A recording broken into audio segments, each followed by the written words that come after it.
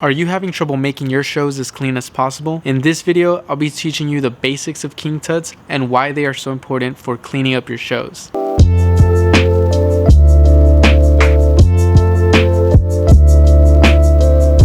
Hey everyone, and welcome to my channel. My name's Sergio, aka LucyDrop, and if you're interested on how to improve your gloving and create better gloving content, please consider subscribing. In my last video, we went over finger tutting basics. So if you haven't checked that out yet, I'll leave a link in the description below. Today we will be breaking down a similar concept to finger tutting.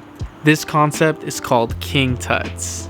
King Tuts is a macro form of finger tutting. So instead of focusing on your hands, we'll be focusing on our arms. The same methods of movement apply. Those methods are tracing, rotating, pivoting, or hinging. But before you start learning combos and patterns, it's important to learn your fundamental movements. Here's a short story. So a couple weeks ago, I was labbing with my teammate Flack and Stack.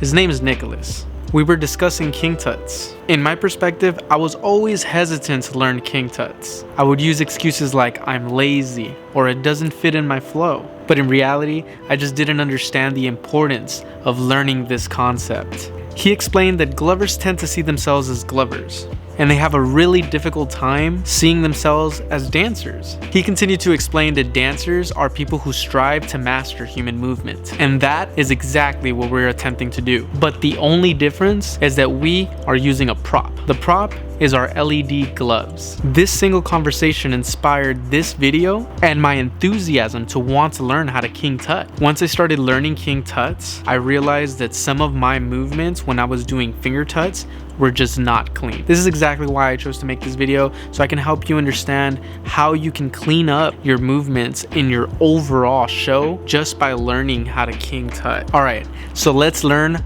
our body grid. Step 1, you're gonna raise your arms up and you're gonna keep them straight. Next, you're gonna hinge from your elbow to point your arms straight. After that, you're gonna pull back and make a right angle. Side view, you're gonna pull back and make a right angle. Once you pull back to make that right angle, you're gonna raise your arms up to display the right angle. If you can see, my arm is straight, this arm is straight, and we're making a box. The next step requires me to take a step back so you can see this. You're gonna raise your arm up and then you're gonna hinge at the elbow and then hinge at the opposite elbow. Once your other arm is up, you're gonna pull down to make the right angle with your other arm. Then we'll rotate down to keep our arms in front of us, and then we're gonna rotate one more step to make a right angle with this arm and this arm. From here, you're gonna pull down to your elbow, and then you're gonna bend at the elbow, and then hinge at the other elbow, and then pull up to make the other right angle. Once this is done, you're gonna pull to the center, push forward, and then you're gonna be back where we started. These movements will help you understand how you can move your body and which ways you can trace, which ways you can rotate, and basically get yourself comfortable doing these movements in your shows. This foundation and this exercise is gonna help you be more aware of your shoulders and elbows when you're throwing your shows. When you're throwing whips, when you're throwing your tuts in your fingers, you're gonna start noticing your elbows and arms move with it like if you were doing King Tuts, but except you're doing finger tuts. But you see how I'm keeping my elbows straight?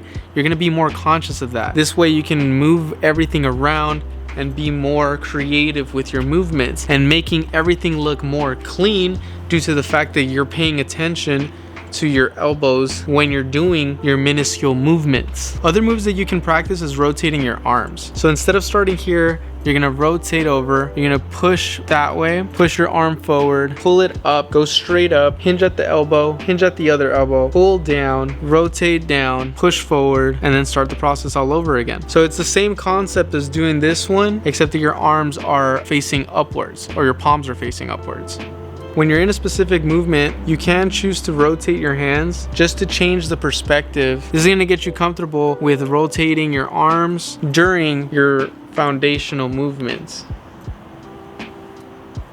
The key is to experiment your body grid and figure out the different ways that you can move with your hands straight by tracing them, rotating them, and finding different pivot points. So my challenge to you is to practice the body grip exercise that I taught you and figure out different pathways that you can move around that grid. Also, try not to bend your wrist. A lot of tutting videos teach you how to move around with your wrist already bent, but I wanted to challenge you to move around with just your arms to figure out your body grid and figure out which ways you can move. This way you can figure out the different pathways of which way you can move when you start incorporating your wrist when it comes to hinging, pivoting, and tracing. One last exercise that I want to leave with you guys is keeping your arms open. You're gonna move your body to the side, pull all the way around to keep your hands open, move your hand to the other side and rotate your body, and then open up again.